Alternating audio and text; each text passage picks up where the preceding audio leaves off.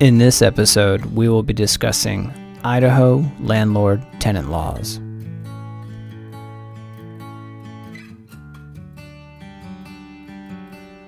The following is a summary of landlord-tenant laws in the state of Idaho as they apply to residential rental property. Topics include disclosures, withholding rent, the right to enter, security deposits, eviction, increasing rent, and more.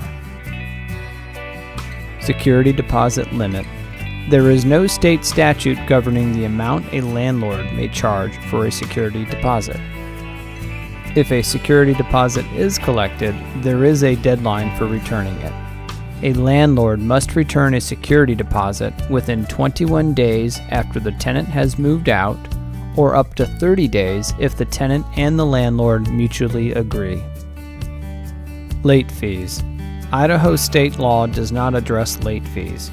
Therefore, if the lease agreement does not include a provision for a late fee, then one cannot be charged.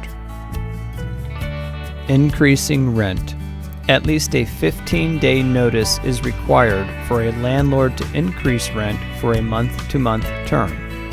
Longer leases must govern themselves as to if, when, and how much the rent can be raised.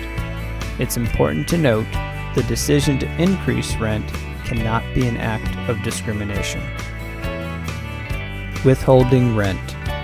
Idaho law does not allow a tenant to withhold rent based on unsafe living conditions and does not allow a tenant to complete necessary repairs and then seek reimbursement from a landlord. The only exception is with the installation of smoke detectors.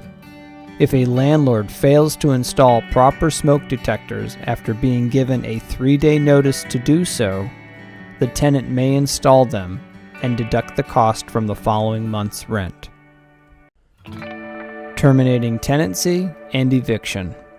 An immediate notice to quit or be evicted may be served on any tenant using, delivering, or producing a controlled substance on the property at any time during the lease term. A 3-day notice to quit can be used for those tenants assigning or subletting without the consent of the landlord or causing serious damage to the property. A 3-day conditional notice to cure or quit must be used for any other lease violations. This allows the tenant 3 days to be able to make any adjustments to be able to comply. The right to enter.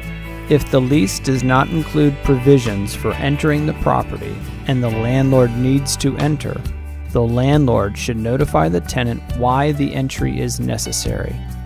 The landlord and tenant can then agree on a reasonable time of entry. A tenant may not unreasonably withhold access. For more information, additional laws and articles can be found at AmericanLandlord.com.